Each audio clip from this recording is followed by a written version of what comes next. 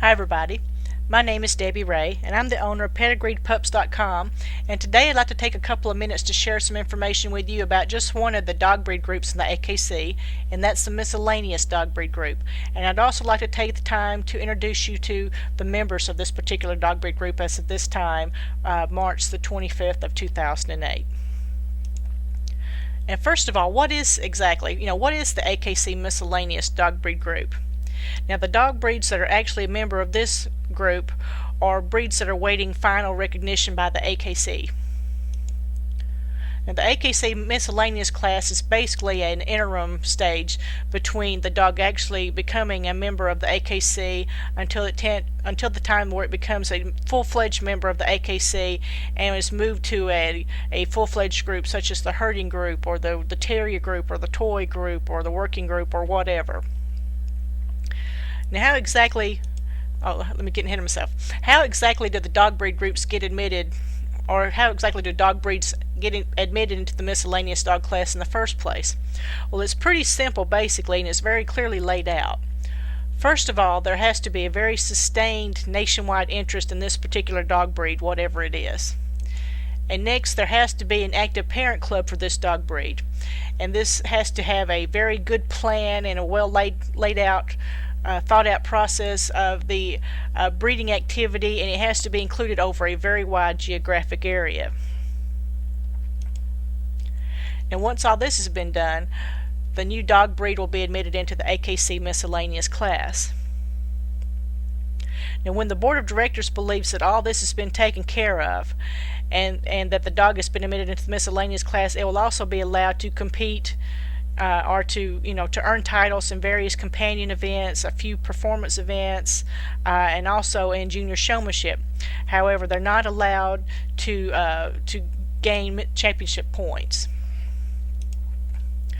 Now, later on, once the dog has become a member of the miscellaneous group, their final challenge is to actually complete all the requirements needed to be moved into one of the regular dog breed groups, like we were talking before, like the herding group or the toy group or the terriers or the hounds or whatever. So this is what the dogs are aiming toward, but the miscellaneous dog group is the first step in order to eventually attain that goal. Now, let's talk a little bit about the members of the miscellaneous dog breed group as of March 25th, 2008. Now, the first dog we're going to talk about is the Boykin Spaniel. Now, this is the newest member of the AKC Miscellaneous dog breed group.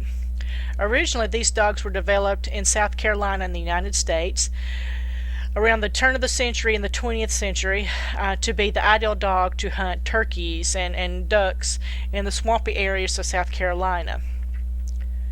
Now, these dogs are now the state dog of South Carolina as well. Keep in mind, the Boykin Spaniel is a dog that needs a lot of exercise, and so you want to keep this in mind if you decide that you would like to get one of these dogs for yourself. The next breed we'll talk about is the Dogue de Bordeaux. Now, the Dogue de Bordeaux's history includes all kinds of fighting, bears, wolves, tigers, and lions. This dog breed has also been used for guarding his family's house and property. It's also been used in hunting and fighting all kinds of other types of animals. This dog breed is a first-class watchdog and a guard dog, and they can also be very aggressive with other dogs. They're very fearless and they're a very powerful dog, so socialization is critical, especially with other kinds of animals at a very early age. In spite of his fearsome and terrible appearance, the Dogue de Bordeaux is very gentle with children and members of their own family. However, this is not the dog breed for an inexperienced dog owner. Now, the next member of the miscellaneous dog breed group is the Irish red and white setter. Now, these dogs are virtually identical to their better-known cousin, the Irish setter. The main difference, however, or one of the main differences, is in the coat. Now, the Irish red and white setter has a very long and silky, mostly white coat, and it has various deep red patches all over its coat. These Irish red and white setters, do better in active families, and they do require a lot of room to roam and not to roam necessarily, but to exercise and to move about in. You don't want to get one of these dogs if you're a couch potato. These dogs do love to play and they're very good with children, but they do need a lot of exercise. The next dog in the miscellaneous dog breed class is the Norwegian Buland. Now, the Norwegian Bullhound is a typical Spitz type of dog, and it's a medium-sized dog. And their original purpose was as a herding dog and also as a farm dog. These dogs have herded all sorts of stock such as cattle, pigs, sheep, and even reindeer. It's also known that Vikings took these dogs with them to various settlements in both Iceland and Britain, and it made it very possible that these dogs could have been some of the foundation stocks for various other dog breeds in the areas of this time. Next, we'll talk a little bit about the Pyrenean Shepherd. Now, these dogs are also known as the Piershep. It's the smallest of the French herding breeds. In fact, this little dog can best be described as a miniature sheepdog. There are two varieties of this dog breed, the smooth-faced and the rough-faced. And if you look at the picture on the screen, you'll see there's a little picture of both, the smooth and the rough-faced.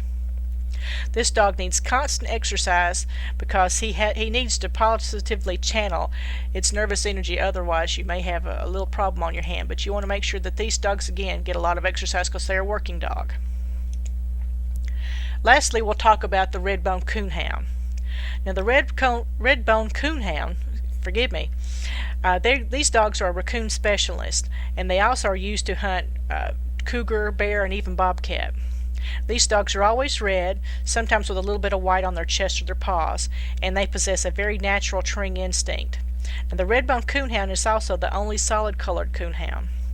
Just so you know, this breed also needs a lot of physical exercise, so if you're a couch potato, they're not the breed for you. They're a very high-energy dog. This also is an American dog breed, and they were developed in Georgia in the 1800s from various foxhounds and bloodhounds that were in the area at the time. If you'd like to learn about more AKC purebred dog breeds, or if you'd like to learn about more AKC dog breed groups, please visit us at pedigreedpups.com. That's www.pedigreedpups.com. I hope you've enjoyed this information, and thanks a lot, and have a good day.